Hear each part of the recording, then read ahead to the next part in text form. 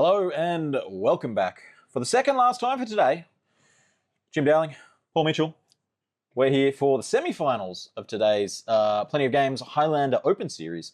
The final event before the final event. Penultimate event. Yeah, well, I mean, it's the final, what would you call it, like Swiss event, I suppose? Yeah, it is kind of like one big Swiss series and into the top 8. Yep, we'll be cutting to the top 24 after this. Looks like the action has already started, so... Let's go see it. Hey, here we are at the table. Wow, look at that. Chifley Cole on the bottom here playing blue-red tempo. We have Tom Miller on the top here playing Rug. We've seen him last round. We've seen him the round before. We can't get rid of this guy. Yeah, it tends to happen in Magic events. When you do well, you just... Why do I keep getting on coverage? Yeah, cemented to the chair. I don't know how that happened, but is this a King of the Hill event and no one told the players? So what have we had? We had a turn 1 land go from Tom and a land Swift Spear from Chifley. Which was swiftly met with a mental misstep. Didn't have to play around days because the Spy Bluff Canal, not an island. Yeah, I think in a singleton format, you often don't get the luxury of playing around days. So it's extra bad when it actually goes down. Yeah. Now, we'll see what kind of a wizard Tom really is made of. Do we have the Gataxian Probe, the Bauble, something to get a monk going right away? Oh, yeah. Wouldn't that be good? No, it's interesting because, as you said, you don't get to play around days often, but especially not on turn 1 when you're playing your 1-drop. But misstep, of course, you got the choice of, life or mana, and Tom chose mana this time. No zero-cost spell to trigger that Chorus Steel Cutter. Maybe looking for a double cantrip next turn? Yeah, I think Rug should not find it difficult to find 2 spells to string together in a single turn. That's pretty much its MO. It's a little sad to play at the Chorus Steel Cutter, but I don't expect Chifley to have a lot of main deck ways to deal with it. Well, that's exactly it, right? It's certainly safer in play than it is, in hand to go on the stack the following turn.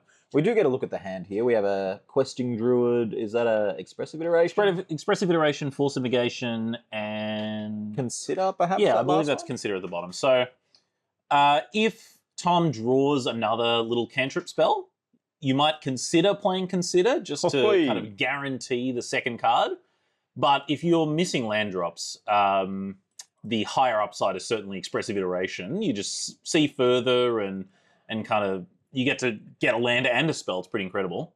But Chifley, with this probe into Ponder, we get to consider what cards he's got going on and how it lines up against all this known information. I think we get to ponder which cards he's got going on. Thank you for correcting me. That was after probing into what Tom had going on.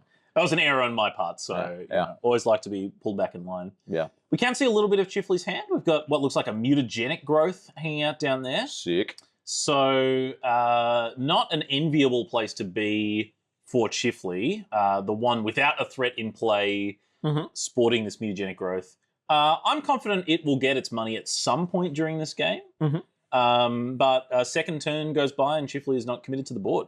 Mutagenic growth is at its best in the prowess deck against red decks. Yes. You really want it against Lightning Bolt. You really want it against Unholy Heat. Maybe not so much against the Magmatic Sinkhole we saw out of Tom. Yeah, that's a big one. In an earlier round, but mutagenic growth doesn't save you from a Fatal Push, doesn't save you from a Terminate, but it's super good with these prowess cards against Lightning Bolt. Absolutely, yeah, and countering things for 0 mana is pretty great. Winning combat for 0 mana is pretty great. Like, mutagenic growth has enough spots where your one-of can get there. Interesting. So we had to fetch for the island to play the days that you talked about, Jimbo. Looks like Tom did not draw a land, so he opted for the EI. So, yeah, punished like we talked about. No second spell again. Well, but now Chifley has found a spell, Astrologian's Planisphere. And because of the days, Chifley had to pick up the Volcanic Island. So that's another one of these powerful equipment snowball cards that isn't getting triggered right away. Yeah, this one's certainly the tall version of Chorus Steel Cutter. Chorus Steel Cutter Super wants to let you go wide. This one, it comes with one guy. It never makes any more, but it can make your guys quite large. Yes. We see a chain lightning here. Let's get that wizard out of here. Hey! Ooh, Whoa! the mutagenic growth. Yeah, so it didn't take long. Mutagenic growth gets its man, trades for the chain lightning essentially. 3 damage marked on it, so it can't block this turn. Oh no. But yeah, I didn't quite catch. Was that considered? Did that get fired off before the chain lightning? Yeah, that found the forest. Yes. So that was our second spell. The questing druid, very good at triggering something like a steel cutter. Well, okay. Okay, both those cards 90. Nope, this one other way around. Yeah, some manual dexterity required here. But both players on the board.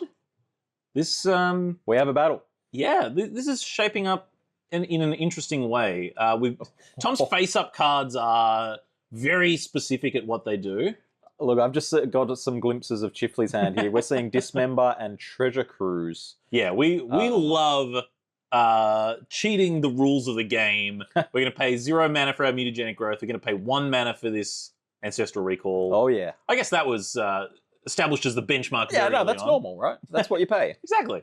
Lorien revealed. Well, but Chifley also the one here that's on 6 fewer life points. Let's make that 10 fewer. And dismembering a cutter token never feels good because, like, there's going to be another one.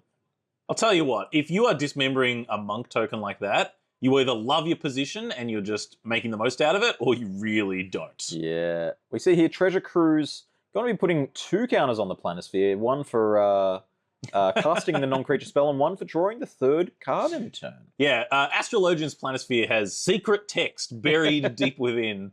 It's not just whenever you cast a spell, it's also if you draw your 3rd card in a turn. Yeah, it's got that Tameo timing.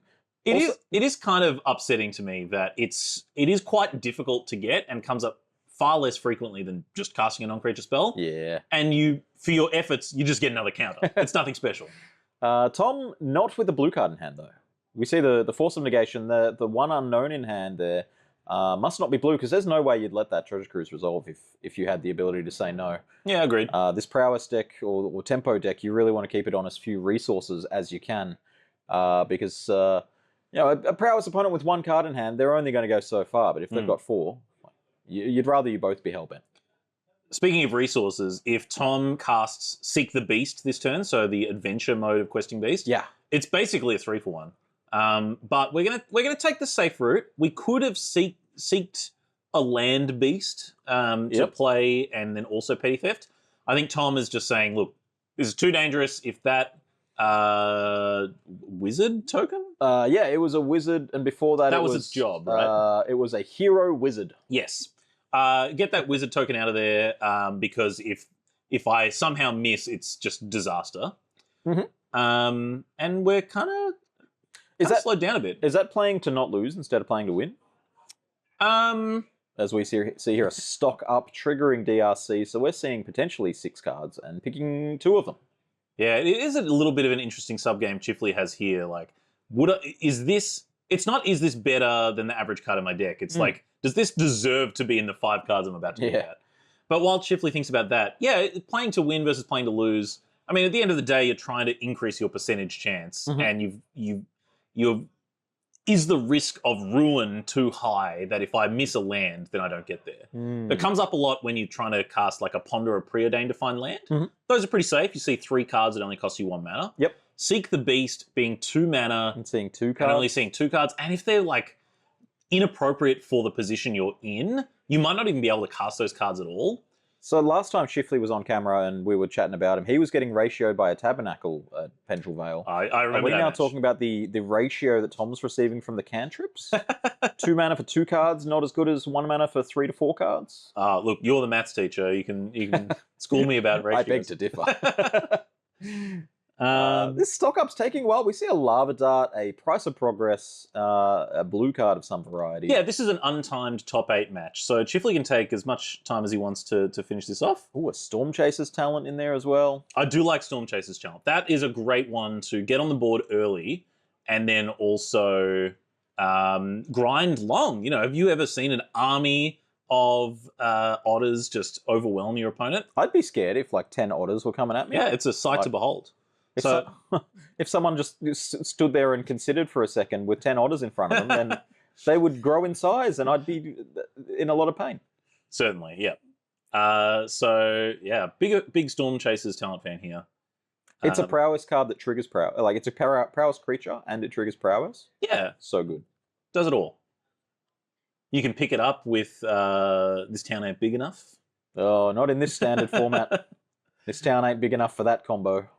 But they got the new one now, right? They got the they got a new bounce spell in Avatar, I believe, for standard. Oh, interesting. It's like a bouncer guy. If it's yours, draw a card. Look, bounce spells are surprisingly common in Highlander as well. There are threats like Barragoyf that certain tempo decks can struggle to deal with. So here we go. This is a new one. Yeah. If you really need to teach someone a lesson, this is a good way. Very good. I don't think we're going to see this one today, but I could see a world where we do, honestly. Absolutely. Like, there's a Vapor Snag in Chifley's deck. It could very well be a Boomerang Basics instead. One day. One day. Anyway, that is a Goyf. There's 2 dice sitting in front of it. I think that's saying that it's a 4/5. Tom perhaps unaware that the camera is pointing the other direction. So it's actually a 5/4 Goyf, the rarest stat line. The important thing is that the Plenty of Games logo is around the right way. So the viewers at home don't get confused. Get the branding in there, you know? Yeah, I've got to say I favour Chifley's position here. He's been the one to resolve the Treasure Cruise, the Stock Up, the Reckless Impulse. Tom kind of like, this is now 2 turns in a row where he has tapped 2 mana of his 3 available mana and not triggered the Corey Steelcutter. The wheels just haven't quite been greased the way we want them to. And well, it's important to note that the Seek the Beast would have missed.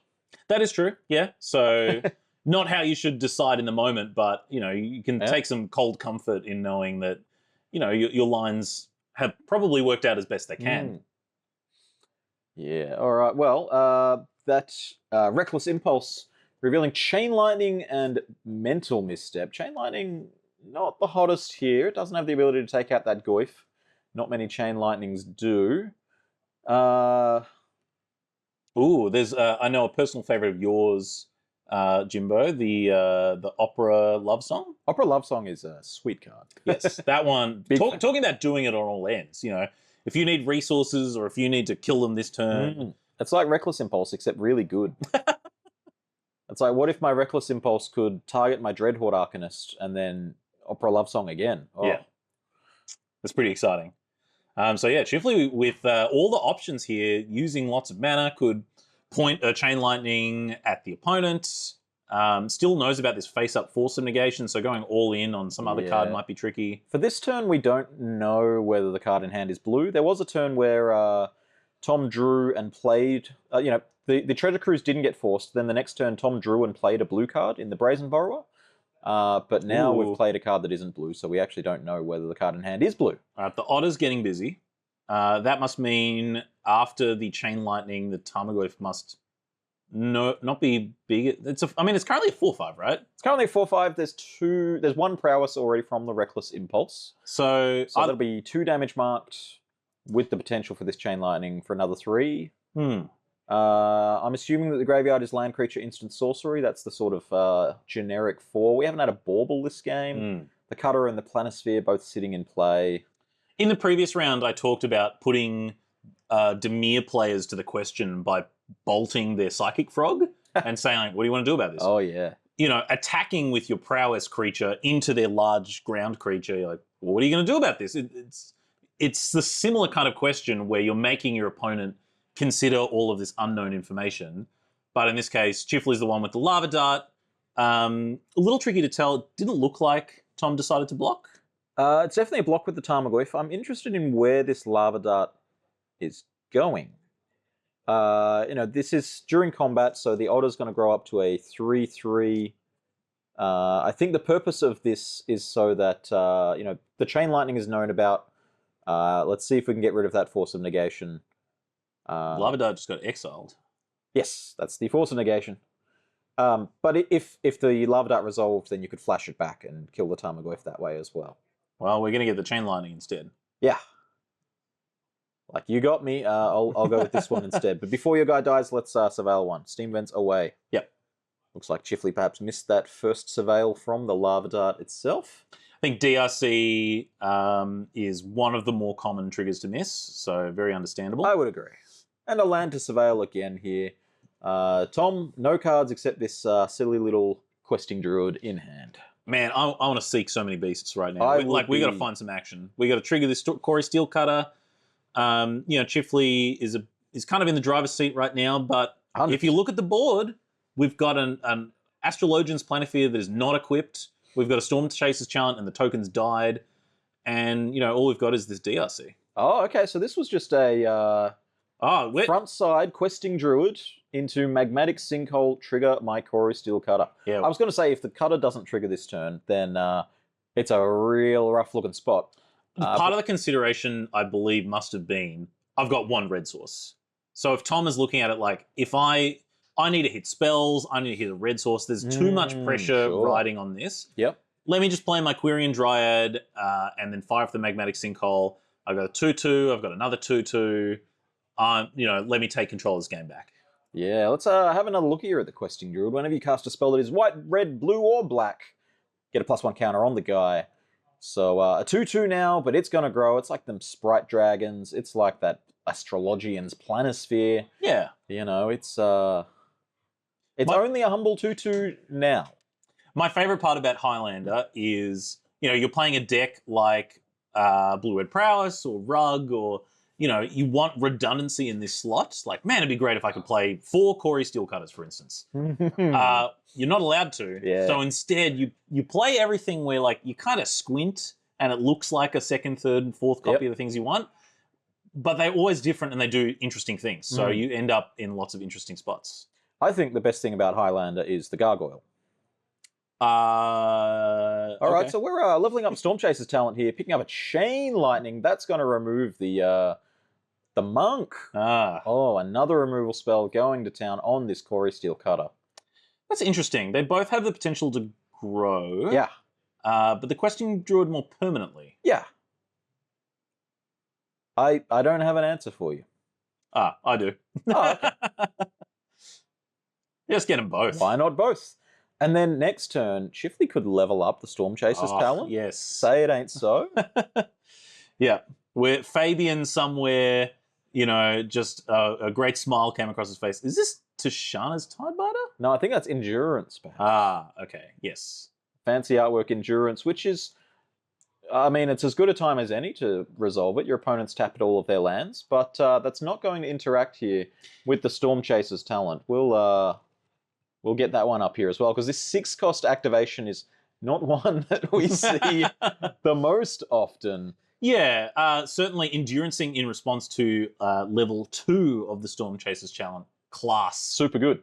Yeah, that's a big tempo exchange right there. Was I incorrect? Was that not leveling up the talent? It does look like we've wound back. It's possibly Tom wanted to do this in the upkeep. Okay, that's certainly possible. In which case, Chifley's just going to say, okay, I still want my otter army. Yeah, it's like if you have a monastery mentor, except it's an enchantment instead of a guy. Like, whenever you cast a thing, you get a thing. Yeah. Well, Chifley's the one in the driver's seat. Chifley, a much better blue-red tempo or prowess pilot than I am. I have... happy to succeed the role to him. We've got a few messages in chat that I unfortunately missed at the time. Yeah. Mr. Verbal says, I think the best thing about Highlander is Sean Connery's Spanish accent. Shaken, not stirred. What else have we got? Freya is in the semifinals. That is correct. Freya is on Flood Moon, if that's what you call it. Blue-black. Back to basics, Harbinger of the Tides. That is what the kids are calling it these days. Paris, unfortunately, ending up in the bottom half of the top 8, did not make it to the semi-finals. This is quite a turn. Corey Steelcutter into Love Song top 2. Ledger Shredder, that'll be the 3rd spell for turn if we were to go that deep. Yeah, we're deciding exactly what monk's going to show up.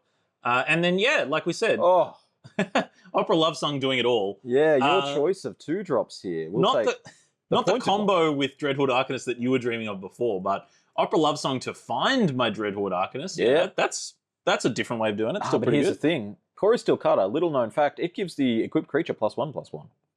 That is an underrated aspect of the cutter, for sure. And that means that the Dreadhorde Arcanist then has 2 power.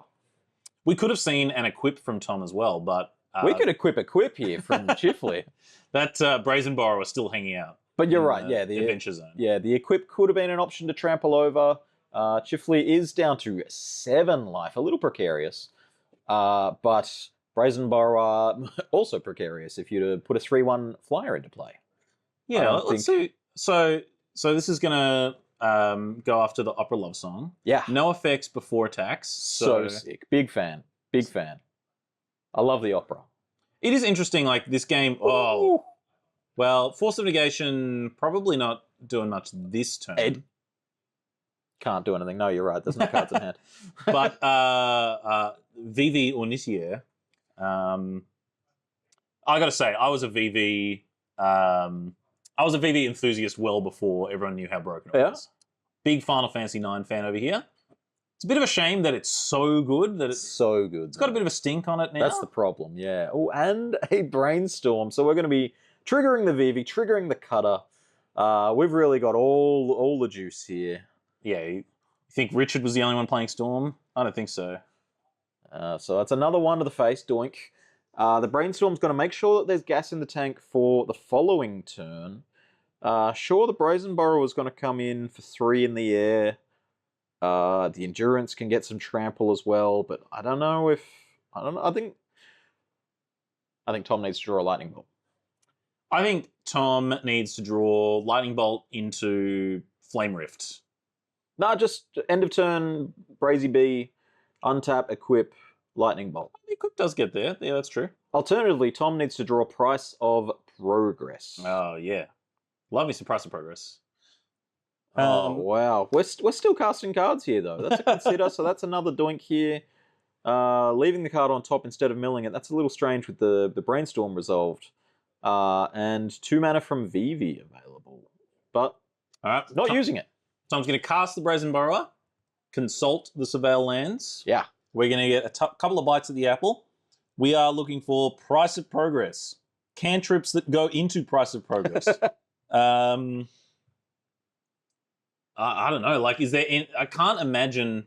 Something like Seek the Beast is the sequence that you're looking for, where you can just spew off a bunch of things, but Chifley's board is so overpowering right now. You know, I think, yeah, knock the top of the deck and... we snap kept that. Oh, my God. What are we doing here? I think there might be a question about timing. Interesting. I we didn't snap keep it. Chifley pointing out that Tom didn't actually surveil. So Tom fetched and then drew for turn. And Chifley was like, do you want to surveil that? And it was a spell snare. So honestly... Look, it's a long day. People forget things. Chifley is quite a gentleman in these matches sometimes. We saw in the previous match untapping an opponent's Bajuka Bog that entered tapped because of an Amulet of Vigor. Truly just making sure everyone's playing Magic as it should be.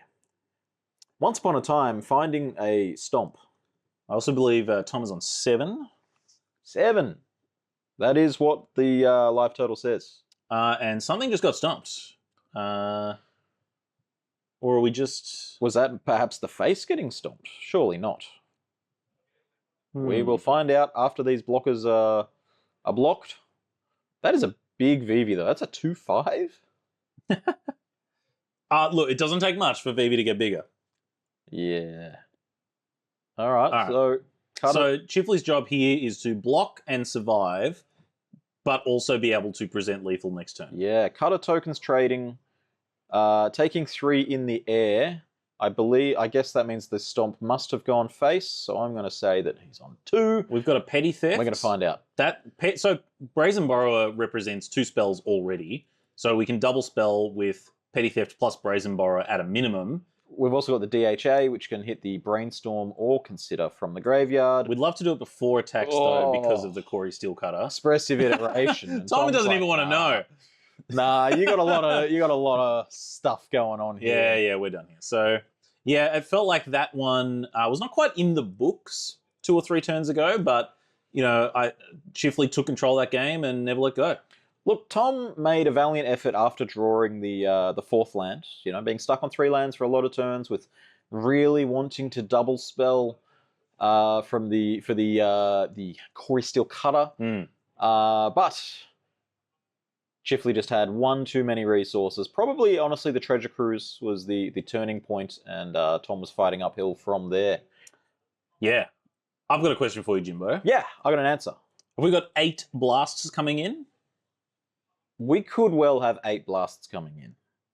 I mean, we can certainly peep some sideboards here.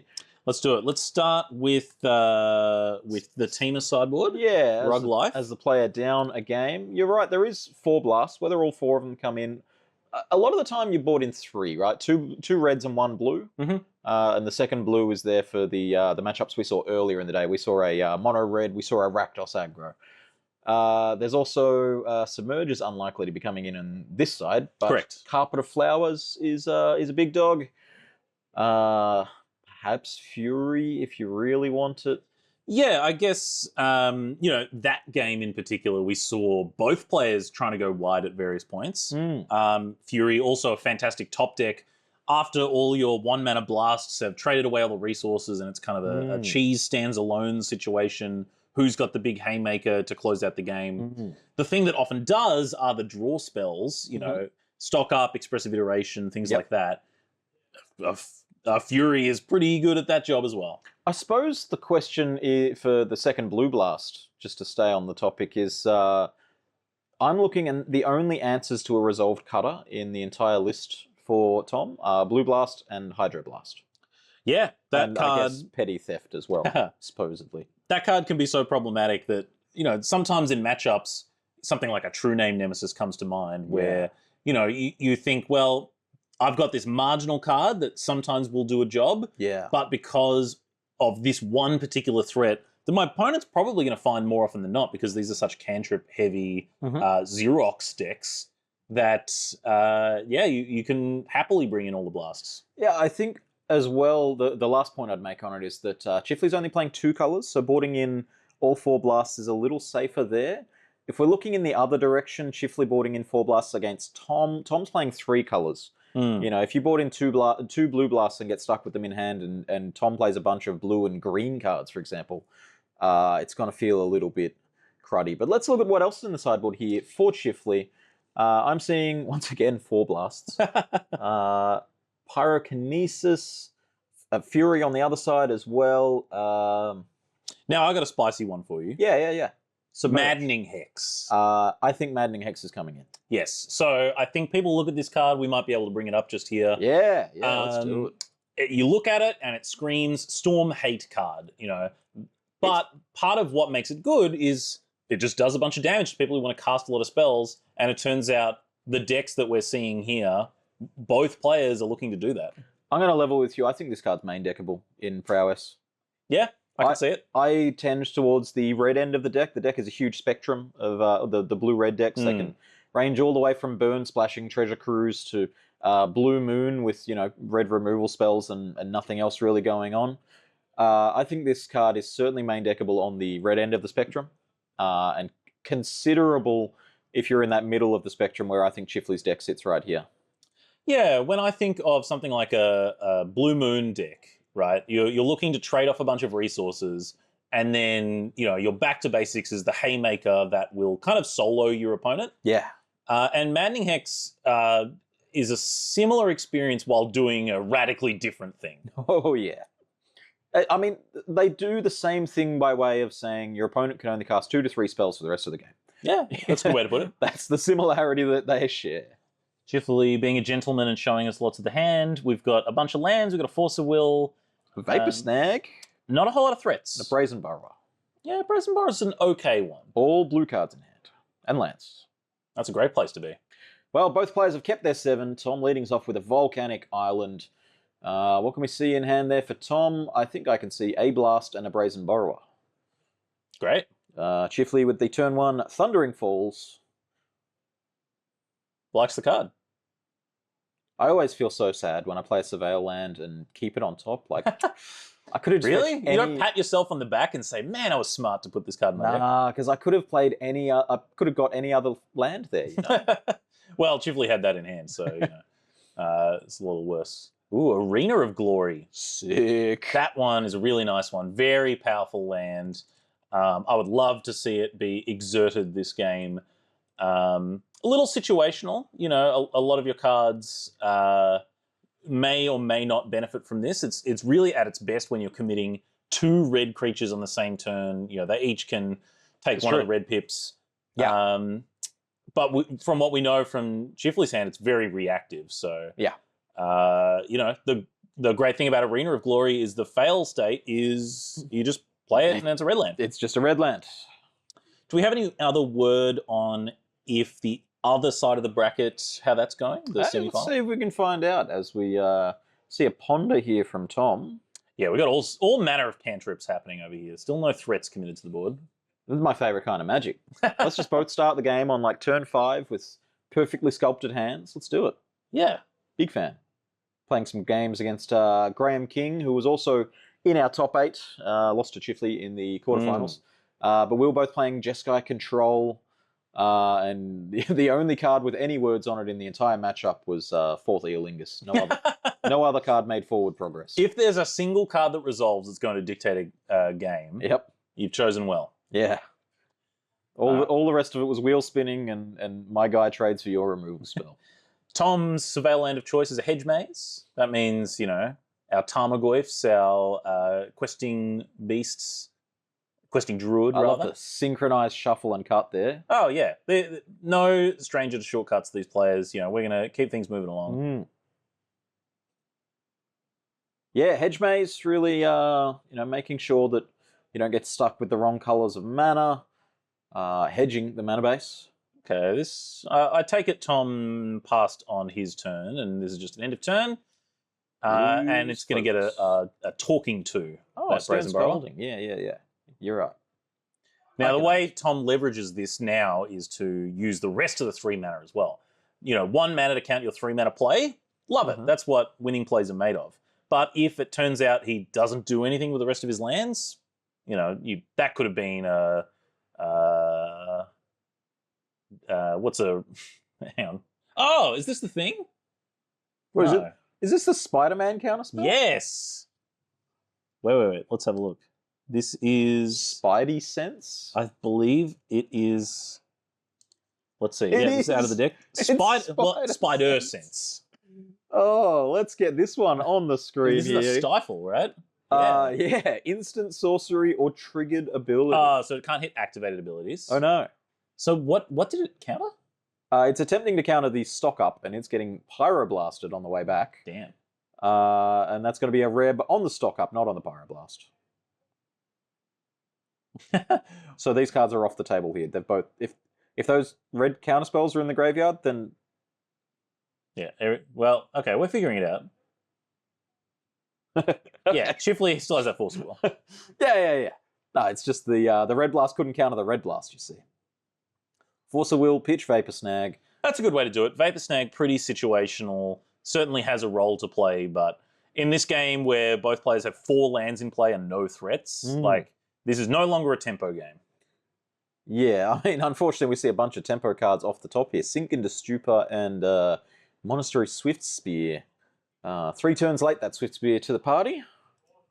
Hey, it ain't much, but it's honest work. You know, both of these players are going to have to play a creature and attack with it at some point to win the game. Well, no, you're right. I mean, we could just see price of progress from both players, you know? Mutual agreement to go to game 3 with a draw in the... I don't have draws in the overlay. If these players mess me around...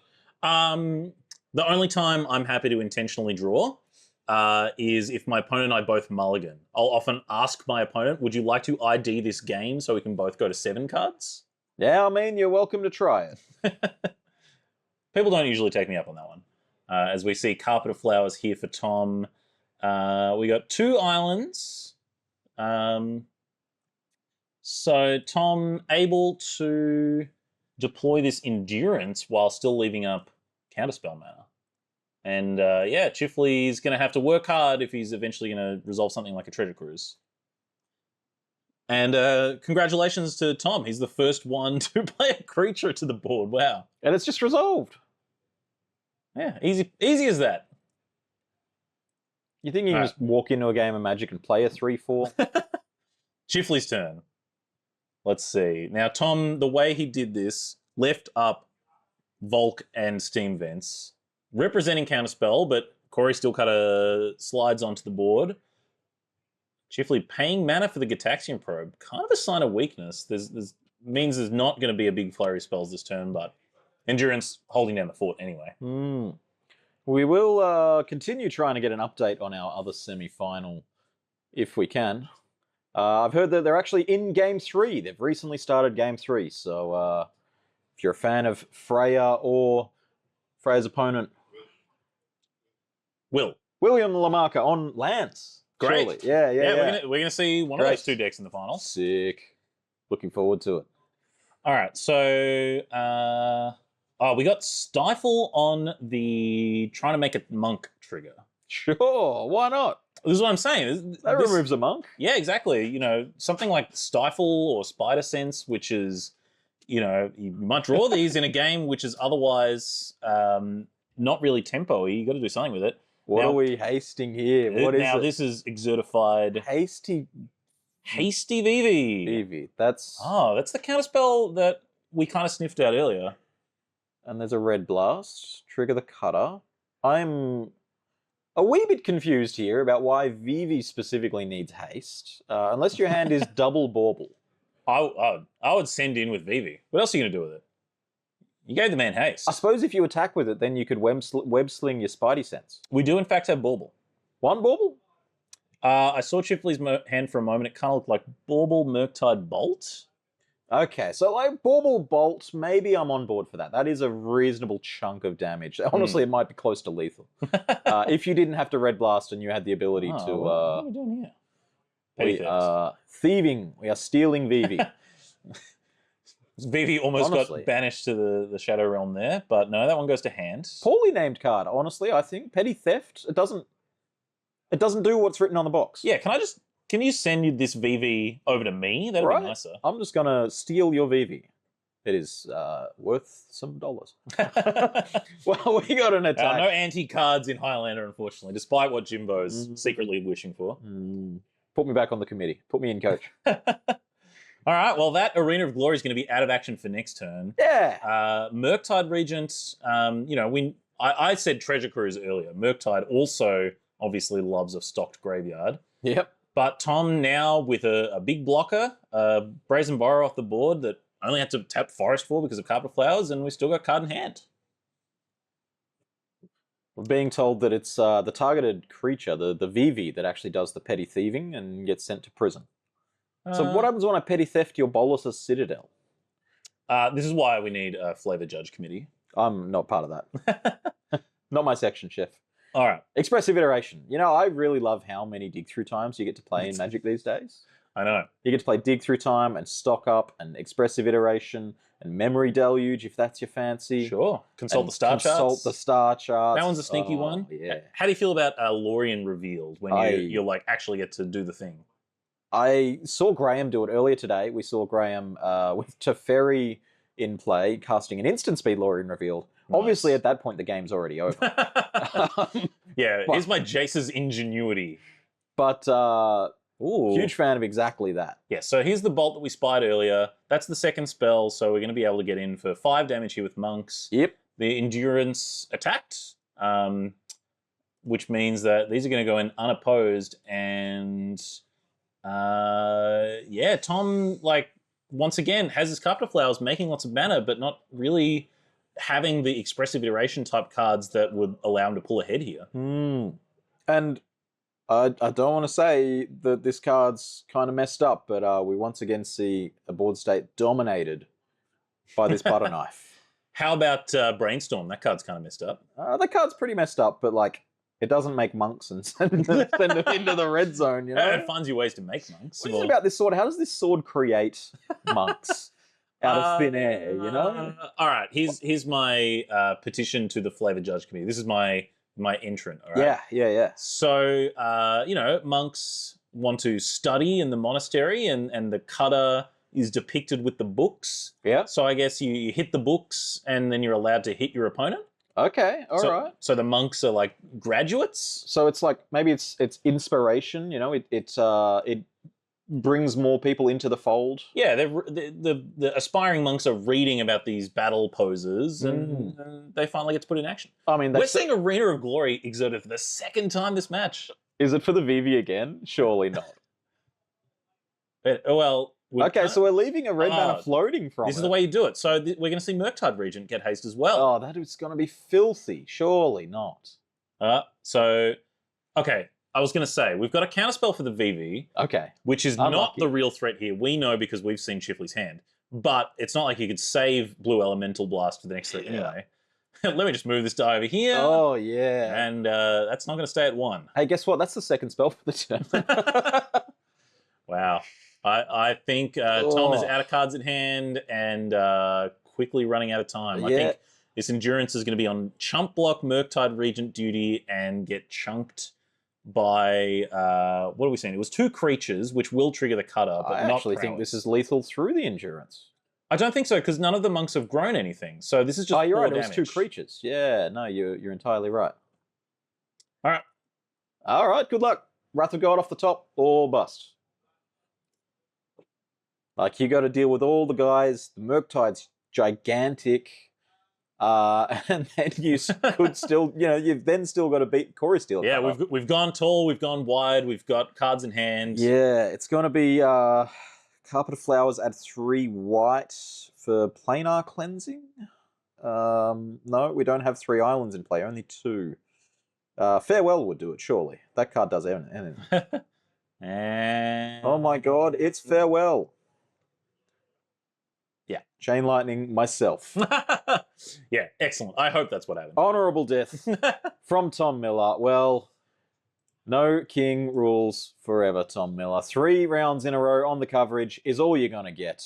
But hey, we're going to see Chifley Cole back in the finals. That is true. Yep. Here at the Plenty Games Highlander Open Series, November edition. Sneaking it in just before the end of the month here. Yep, still technically November.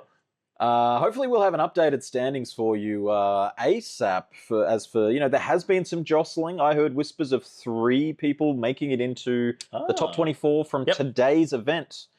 And that means that they're welcome back in 2 weeks for the Invitational. It always feels good to qualify for an Invitational event like this, on the last chance qualifier style event. So certainly, players came out today and some of them got rewarded. That's right.